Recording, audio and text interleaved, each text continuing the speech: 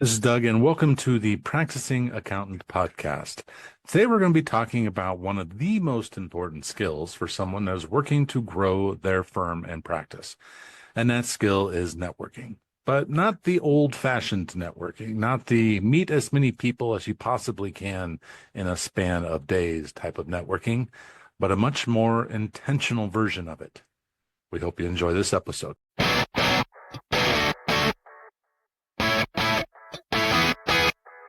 Well, I'm going to start by saying I'm proud of myself. I'm taking some of my own medicine. I just now, literally maybe 7 minutes ago, I said no to new work. Good. I did. Why is that?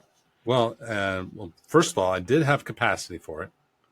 So this was not I don't have resources for, which is interesting. So I should tell you this. So I'm gonna tell a story within a story. So Deal. I'm on the State Society's open forum community, so they post various stories out there or needs or information or something you should be aware of, yada yada yada. So there's a post in the open forum community today. 1040 reviewers needed ASAP. Oh, shit. Is anyone with Drake experience available to help a sole proprietor review 1040s before the 1015 deadline? And wow. like you see that, and there's some people out there that are going to respond and help this individual, and great. I love that there's a community that can help people, but I also, I kind of want to grab this person and be like, hey, let's talk. Like, how'd you get here? Yeah. Like how'd you get to the point where you are less than a week? You are 1, 2, 3, 4 business days, not even at this point, it's 3 business days ahead of the deadline. And we're throwing it out there that we need help ASAP. Was it that the clients didn't get you the stuff on time? Was it that you said yes too much than you should have? Was it that, you didn't properly plan your workload going into this? Or what was it? Like I always just create a little bit of curiosity. I'm like, how'd we get here? I mean, I can't say that we haven't been there. So everyone's been there. I feel bad for it. There's no judgment here. There's no oh, idiot. There's none of that.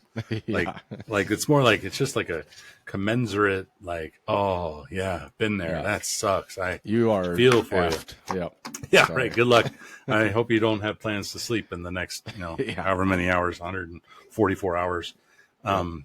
But at the same time, even though I can commensurate and feel some empathy and compassion for the individual, inside of me, I just hope they learn, right? Like I hope they take whatever they're experiencing so that hamster wheel doesn't turn. And next year they're sending out another post requesting help with 1040s 3 days before the deadline. But I think that's why you and I are around, because a lot of the times we don't learn the lessons and we continue forward without really intention to change. Yep. And so it's an opportunity when I see a post like, now I'm not going to go into the forum and be like, hey, you should have done a better job of planning. That'll help, right? Yeah. Wait a minute, where was I? Oh, I said no. So I've got capacity. I'm not completely booked in the month of October or November. But I had a client reach out, or a prospect reach out and say, hey, I've got a team and I'd love you to work with them. And here's what it would look like, and yada, yada. And the truth is, I happen to know the circumstances of this prospect, and there's something that I just shouldn't get involved in. And, for a couple of reasons. One, the price. I know that they're price sensitive, and I know that they wouldn't be comfortable paying the prices that I would offer. Two, it's not my niche. I have a niche, which is accountants, executive accountants, owners, firm owners, managing partners, and they don't fit that niche. Yep. And so if I were to say yes to them, one, I'd get price pressure, which, I could manage, or I could, give in and say, okay, I'll do it for this much. And two, it gives me space to bring in more of the type of work I really want, which is that executive accountant, that owner, that solopreneur, that individual that I'm really focusing my energy and my education and my skills and experience at. So I'm proud of myself, a little pat on the back there. So no one can say I'm a hypocrite, at least today. I'll see what happens tomorrow. Yeah, but, we said no this week too. I mean, this isn't the topic of the conversation today, but we said no to a client that we had already onboarded, and he sent us his payment information. And then we had communicated that we are not getting anything done by the 10:15 deadline. And then he paid and said, okay, can you get it done by the 10:15 deadline? No. No. Thanks so. Anyway, him and his wife called, and it was a cuss-filled conversation from them, and we made the right decision. Yeah, just in that gut feeling. So, right. Yeah, there's a red flag. Oh, always somewhere. It's a red flag, but it's a story. Like, it's just, it's a bigger issue than we're going to cover today, to your point. Yeah. We should probably stay on topic here, but bigger issue is just how we've come to allow our clients to treat us. Like, the fact that they were able to get that angry and cuss and just pay and expect service, like, that says something. Like, they learned that somewhere. Yeah. Like, they learned that from a previous service provider that said yes to them and probably said no to them a few days ago. and probably said yes after that totally sort of behavior. Totally. Yeah. Totally right. Like, they went back to whoever that was. I know. Yeah. So anyway, I guess we're off topic. Yeah. So, where I wanted to go today was kind of around this topic of deep niche working. And we've talked about niche working before, and niche working is where it's not networking. Networking is where you go out and you go to a corporate event and you shake hands, you meet some people, you go to a suite at the game and you meet the insurance guy and the banker and the lawyer, and you exchange cards, and maybe you go out to a lunch or a dinner later on, and you waste a lot of time. And you've got a Rolodex.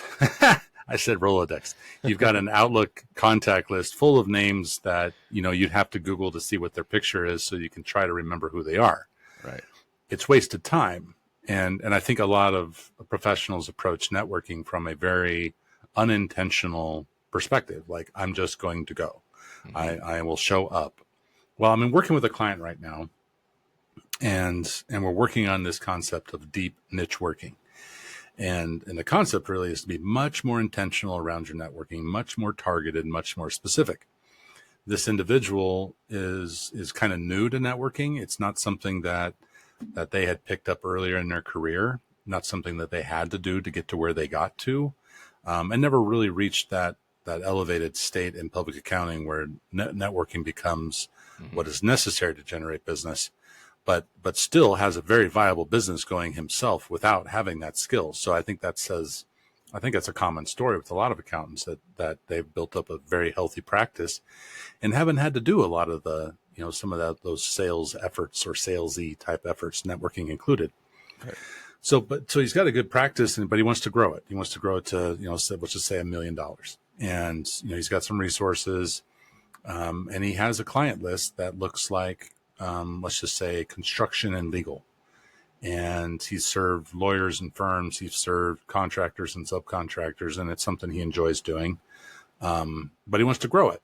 He wants to see more of those types of clients and less of the restaurants, less of the jerks that call and pay and demand service, less of, the salon owner.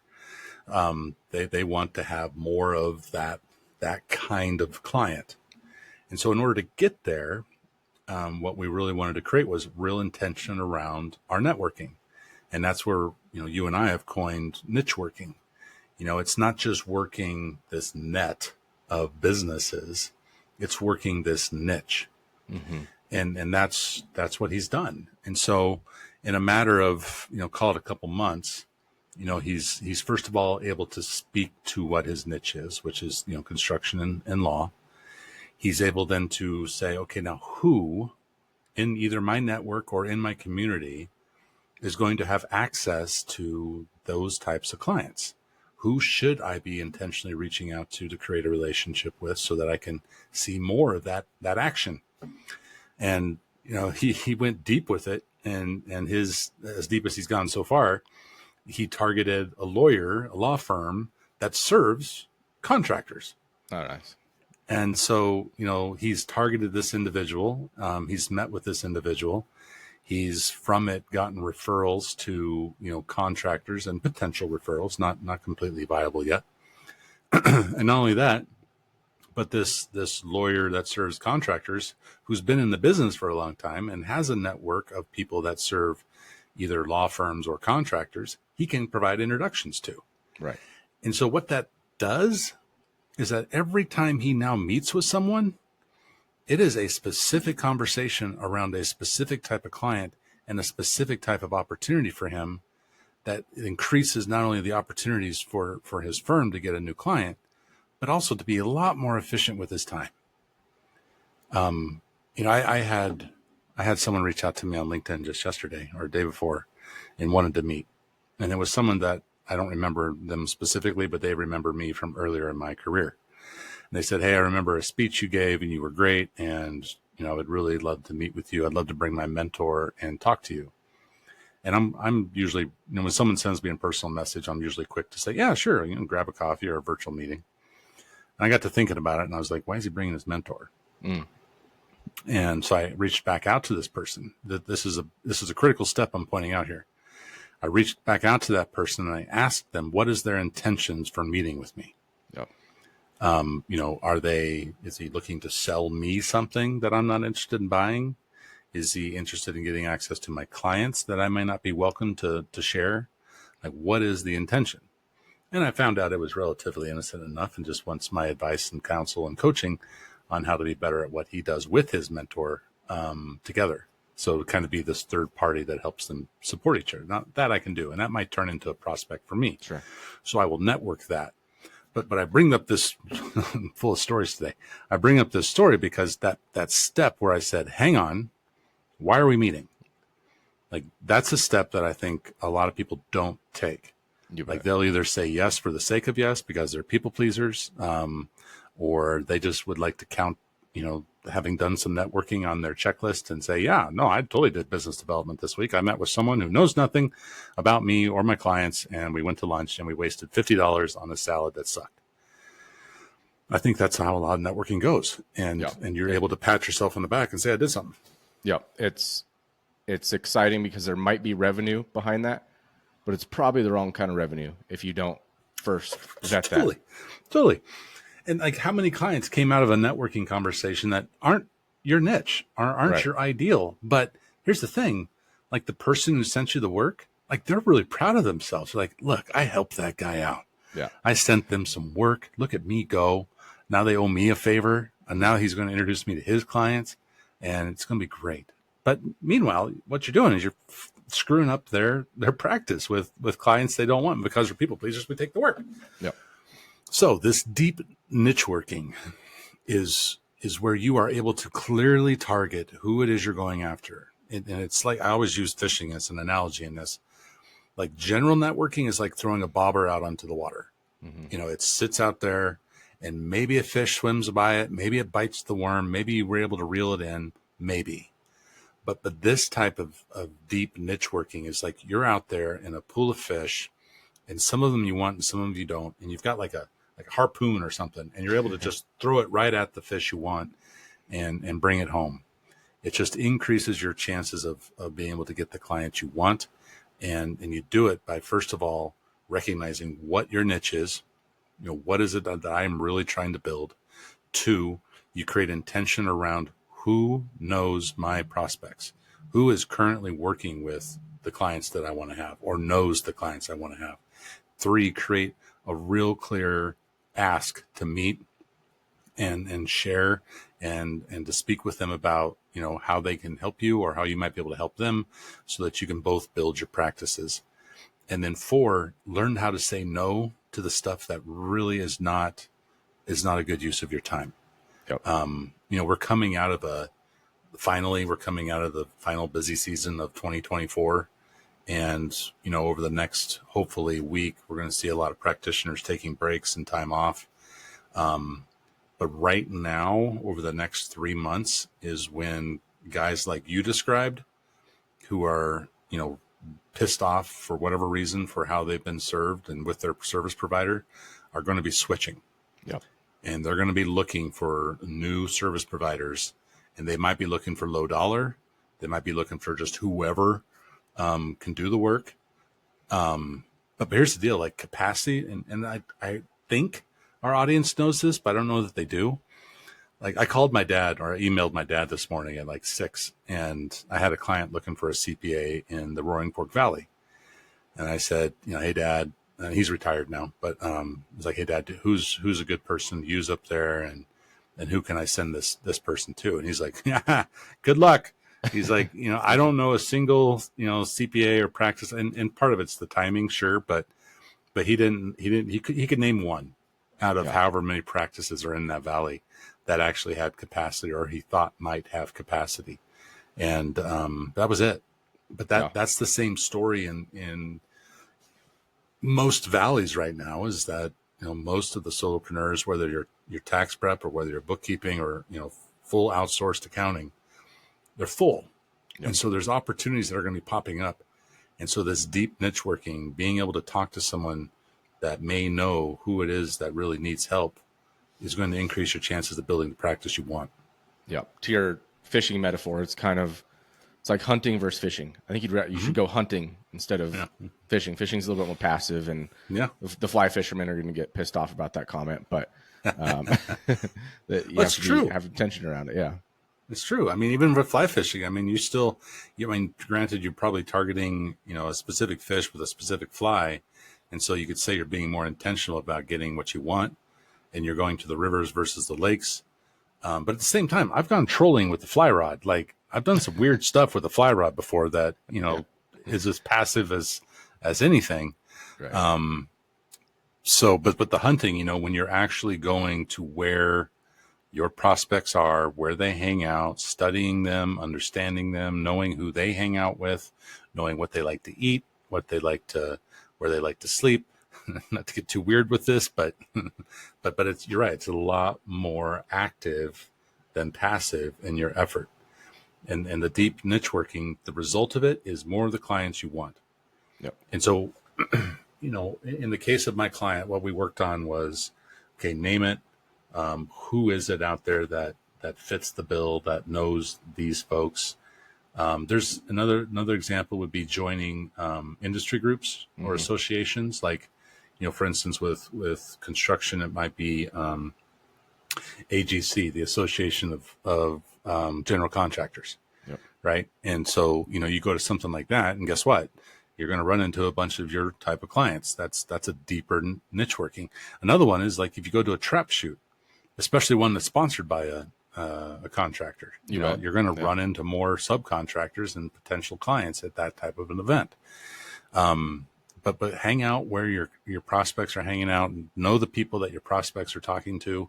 Target your networking at something that's really going to create a result that's positive for your business, not just another client that's going to be a legacy yes that you're going to have to know and fire at some point in the future. Yep, absolutely. I agree. We found so much success in hyper niching. We have a specific size company in a very specific industry, and we've become the experts there, and we're well known in the groups. So in those Facebook groups, and that's another place to look for your niche. When people ask for a bookkeeper, our name pops up over and over and over again because we've have 50 clients in that niche. So it does build on itself too. It's an investment that you have to make now. So if probably a sacrifice, but if we went out and Googled you, if we Googled providers that serve your clients, and if we just said bookkeepers for your industry, how quickly do you come up in the Google search? Are you like first page, first 5 pages? Like, where do you show up? It should be pretty high because that's literally our domain name is so-and-so bookkeeping.com. Yeah. I have some SEO work to do, so it might not show up right away, but it should be pretty high up. It's fairly obvious. You make a good point. I mean, I made the mistake of naming my company something that really helps my SEO. Like, by naming the company the CPA Coach, if someone Googles coach for CPA, like I'm number one. Right. Or number two, depending on one of my quote unquote competitors out there. If he'll write another blog and use those words again to try to one up me. But because I named the company the CPA Coach, I show up on the first page of every search when someone's looking for a coach for CPAs, just because of luck. Mm-hmm. Like Yeah. I didn't intend that. It just happened. Right. But that's the kind of the beauty of having that deep niche, that hyper niche, your words. You know, you're easier to find, and people they remember you easier. Like they know what you're not like a broad general do anything, you know, generalist. You're a specific expert at that niche. And the more time you spend talking to people in that niche by doing the niche working, the more they'll think of you in that space consistently. And anytime one of their clients pops up, they'll think of you first. Right. I had an influencer tell me that I was the best coach in accounting. And I only think because I'm the only one he knows. Right. Yeah. But and there are others of me out there in the world, but he thought of me just because I was the only one he knew. So right. I love the fact that this influencer is out there thinking that and talking to his network, if he did, about, you know, oh yeah, you need a coach for accountant. I know a guy and he's the best one there is because he's one of the few, right? And just the only one I know. I mean, that's the benefit is you all of a sudden have decommoditized yourself, or right. So that you're, if that's even a word, so that now you're not competing against 50,000 tax preparers and bookkeepers. You're competing against maybe 10 that right. might happen to be in that niche. Well, fun stuff shows up when you niche. Like you get called to like answer questions about the industry. You get opportunities to speak on the industry. Like you just kind of just become an expert just by putting it out there that that's what you do. Yep. And people start associating you with that industry. And if you're talking to the people that are in it, you just become a default. You yep. just become, you know, the only right answer there is. You gotta reach out to Dan because that's the industry he serves. If you're networking, good for you. That's great. And I love that you're doing it and putting yourself out there. You can go deeper and you can target your networking at a niche working, and create more of the client relationships that you're trying to achieve. And this isn't a conversation about whether you should niche or not. I think you can imply and infer from this conversation our bias. Mm-hmm. But this bias is attached to charging higher prices. Yep. And the ability to do so through the expertise that you deliver to your clients by being a niche expert. Yep. Awesome, dude. So that's all I got. I appreciate it. As always, Doug.